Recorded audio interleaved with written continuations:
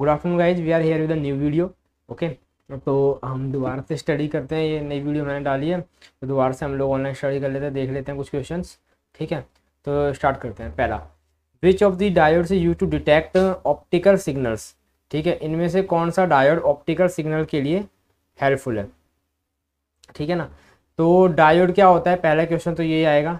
ठीक है, तो डायोड हमारा क्या होता है, बेसिकली एक इलेक्ट्रिकल कंपोनेंट है जिसकी वजह से ना इलेक्ट्रिसिटी हमारी मूव कर सकती है। अगर जैसे मान लो इलेक्ट्रिसिटी हमें ए पॉइंट से बी पॉइंट तक भेजनी है, ठीक है, तो डायोड क्या करता है, हमारा इलेक्ट्रिसिटी को मूव करने में हेल्प करता है। दिखता कैसा है, ऐसा दिखता है। ये ऐसे करके हम इसको ऐसे बनाते हैं ट्रायंगल शेप में, और यहाँ पे एक लाइन जारी होती है। ये डायोड का सिंबल है, ये आपका डायोड का सिंबल है। ठीक है ना, तो ये डायोड का आपका सिंबल है। तो ऐसे करके अगर ए पॉइंट से, यहाँ से ए पॉइंट से आपका बी पॉइंट तक अगर जा रहा हो तो हमारा ऐसे सीधा सीधा करके जाएगा, ऐसे करके। ये हमारा डायोड है ए से बी तक। तो बेसिकली डायोड क्या करते हैं, इलेक्ट्रिसिटी को अपना जो है वो मूव करवाते हैं। ठीक है ना, उससे इलेक्ट्रिसिटी को कंडक्ट करवाते हैं। लेकिन इनका फ़ायदा क्या होता है, यूनि डायरेक्शन, एक डायरेक्शन में आपका फ्लो करवाएंगे। यूनि डायरेक्शन, एक डायरेक्शन में आपकी इलेक्ट्रिसिटी को फॉलो करवा देते हैं, ये इसका फ़ायदा होता है। ठीक है, तो diode is basically electrical component that allows the flow of electric current in only one direction. एक ही डायरेक्शन में ये डायोड जो है वो विद्युत का बेसिकली मूवमेंट करवा देते हैं। मूव करेगी विद्युत, हमारी बिजली जो है एक जगह से दूसरी जगह एक ही डायरेक्शन में। तो ऐसे कौन से डायोड होते हैं, तो ऐसे होते हैं हमारे फोटो डायोड। जो हमारे फोटो जो डायोड होते हैं वो हमारे ऐसे होते हैं, प्रकाश वाले, जो हमारे क्या करेंगे, मूव करवाएंगे। ओके, नेक्स्ट देखते हैं। The spread in colours in a rainbow on sky primary due to. अच्छा, रेनबो क्या करता है, रेनबो में कई प्रकार के कलर होते हैं। विबग्योर हमारे कलर बनते हैं, पहले तो कलर पता होना चाहिए। VIBGYOR, violet, indigo, blue, green, yellow, orange, red, ये हमारे कलर हैं विबग्योर के, है ना। तो विबग्योर के जो कलर हैं जो रेनबो के अंदर, वो हमें 7 रंग कैसे नज़र आ जाते हैं ना सनलाइट के बाद।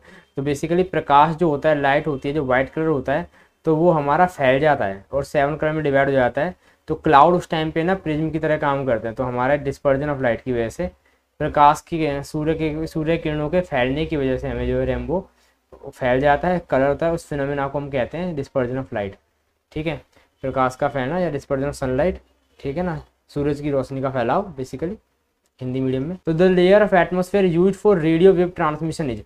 रेडियो वेव का ट्रांसमिशन, जो हमारी रेडियो तरंगे आती हैं, रेडियो जो तरंगे हमारी किस हमारी एटमोसफेयर में 5 लेयर होती हैं। आपका जो वायुमंडल है उसके अंदर 5 लेयर है, मैंने करवाया था। ठीक है ना, पहला आता है आपका ट्रोपोस्फेयर।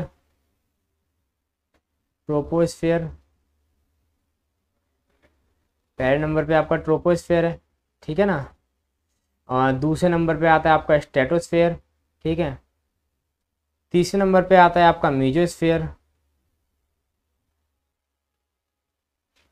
फोर्थ नंबर पे आता है आपका आयोनोस्फेयर, ये फर्स्ट नंबर पे आता है आपका ट्रोपोस्फेयर। तीसरे नंबर पे मीजोस्फेयर। फिफ्थ नंबर पे आता है आपका एक्सोस्फेयर, बाह्यमंडल। एक्सोस्फेयर बाह्यमंडल। ठीक है ना, ट्रोपोस्फेयर क्षोभमंडल। ठीक है, मीजोस्फेयर मध्यमंडल, स्ट्रेटोस्फेयर समताप मंडल, और चौथे नंबर पे आयन मंडल। ठीक है, आयन मंडल को थर्मोस्फेयर भी कहते हैं। आयन मंडल को थर्मोस्फेयर भी कहते हैं। आयन मंडल आपका थर्मोस्फेयर भी कहलाता है। तो ये कह रहा है कि layer of atmosphere use for radio wave. तो हाँ, ये किस हिसाब से अरेंज होती है पहले मैं बताता हूँ। पहले होती है आपकी ट्रोपोस्फेयर, जिसके ऊपर होती है स्ट्रेटोस्फेयर, फिर होती है मीजोस्फेयर, फिर होती है थर्मोस्फेयर या आयनोस्फेयर भी कहते हैं इसको, फिर होती है आपकी एक्सोस्फेयर। ये 5 लेयर हमारी इस तरीके से जो है वो अरेंज होती हैं वायुमंडल, है ना। तो जो हमारी 4th नंबर पे आ रही है थर्मोस्फेयर, यहाँ पे हमारी रेडियो तरंगे होती हैं। ठीक है, ये वाला एटमोसफेयर हम यूज़ करते हैं रेडियो तरंगों के लिए। ठीक है ना, तो हमारा आंसर आ जाएगा सी, आयनोस्फेयर या थर्मोस्फेयर। आयन मंडल या थर्मोस्फेयर, इसके लिए हम यूज करते हैं। ठीक है ना। अच्छा, नेक्स्ट है व्हाट इज द, इसको करने से पहले मैं आपका ये डिलीट कर देता हूँ पहले। हाँ, what is the unit of measure of electrical conductance. Electrical conductance क्या होता है पहले समझते हैं। हिंदी में विद्युत चालकता की माप की इकाई क्या है, विद्युत चालकता क्या कहते हैं। ठीक है ना, कंडक्टेंस बेसिकली क्या होता है कि कितनी आसानी से किसी कंडक्टर के अंदर ना बिजली जा पा रही है। ठीक है ना, कितनी आसानी से किसी कंडक्टर के अंदर बिजली जा पा रही है, उसको जो मेजर करना ना, वो आपका इलेक्ट्रिकल कंडक्टेंस कहलाता है या विद्युत चालकता। जैसे कोई भी तार है, ठीक है। किसी एक तार के अंदर कितनी आसानी से विद्युत जा पा रही है तो उसका इलेक्ट्रिक कंडक्शन ज़्यादा है, जिसके अंदर नहीं जा पा रही उसका इलेक्ट्रिक कंडक्शन कम है, ठीक है, विद्युत चालकता कम है।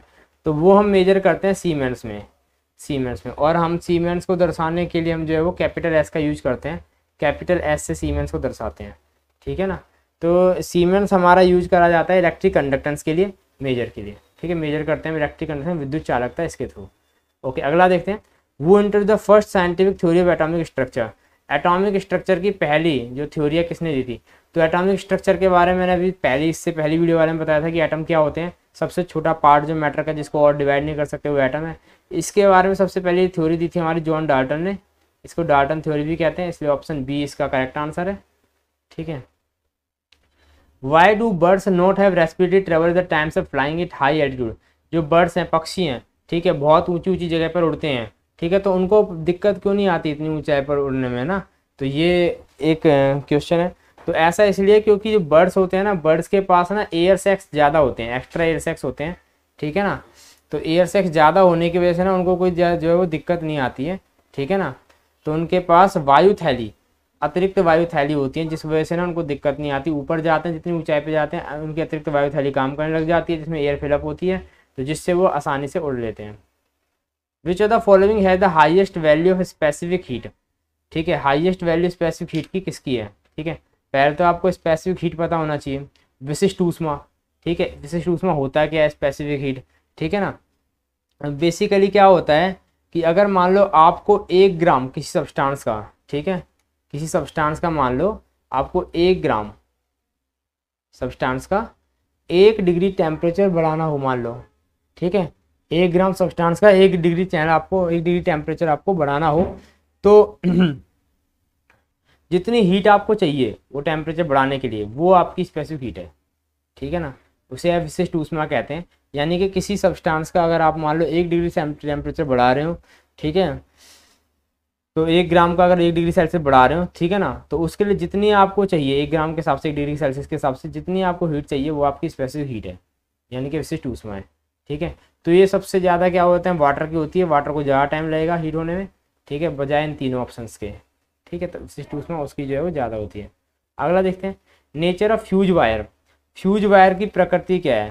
फ्यूज वायर जो घर में लगाते हैं ना, जिससे क्या बोलते हैं ज़्यादा इलेक्ट्रिसिटी आ जाती है, तो फ्यूज क्या होता है? अलग निकल जाता है, उखड़ जाता है ना, बाहर आ जाता है, तो हम इसलिए लगाते हैं। फ्यूज वायर के अंदर हमारा रेजिस्टेंस लो होता है और लो मेल्टिंग पॉइंट होता है। मेल्टिंग पॉइंट भी हमारा लो होता है क्योंकि गलनांक लो होता है। अगर मान लो जैसे ही बिजली ज़्यादा आएगी जल्दी गल जाएगा, जल्दी उखड़ जाएगा, जल्दी उखड़ के गिर जाएगा, तो क्या होगा? आपका फ्लो सर्किट को तोड़ देगा, फ्लो तोड़ जाएगा, बिजली को आने नहीं देगा घर के अंदर, जिससे आपके अप्लायंसेस बच जाएंगे। सपोज करो बिजली के तार से बिजली बहुत ज़्यादा आ रही है ना, घर में क्या होता है टीवी भी चल रहा है, और अगर मान लो वो ज़्यादा बिजली आ रही है तो आपका यहाँ फ्यूज लगा हुआ है, पहले फ्यूज के थ्रू होके बिजली जा रही है टीवी के पास, तो जैसे ही ज़्यादा बिजली आएगी तो फ्यूज क्या करेगा? फ्यूज गिर जाएगा, उखड़ जाएगा, जल जाएगा, जिससे जलने से क्या होगा? सर्किट टूट जाएगा, ये बिजली आगे नहीं जा पाएगी, ठीक है ना, और टीवी बंद हो जाएगी, ठीक है, जिससे हमारी टीवी में नुकसान होने से बच जाएगा।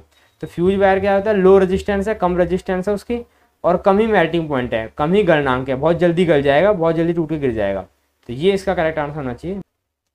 What is the period of rotation of a Jio stationery satellite? Jio stationery satellite का रोटेशन पीरियड क्या होता है? जियो स्टेशनरी सैटेलाइट क्या होती है पहले ये देख लेते हैं। जियो स्टेशनरी का मतलब होता है भू स्थिर, यानी कि अगर अर्थ है तो अर्थ के इसी पॉइंट से अगर आप उस सैटेलाइट को देख रहे हो तो अर्थ की स्पीड के साथ साथ ये चलती जाए, तो यानी कि 24 आवर का इसका पीरियड होता है, ठीक है। और जियो स्टेशनरी होता है, ऐसा लगता है स्टेशनरी है, ये रुकी हुई है, ठीक है ना, स्थिर है, भू स्थिर है, ये भूमि के साथ स्थिर है। तो भू स्थिर उपग्रह के लिए परिक्रमण काल हमारा 24 घंटे का होता है, 24 घंटे में परिक्रमा कर लेती है सैटेलाइट, ठीक है ना। तो ऐसा लगता है कि अर्थ के साथ साथ ये जो है वो चलती जा रही हैं। तो ये है इसका।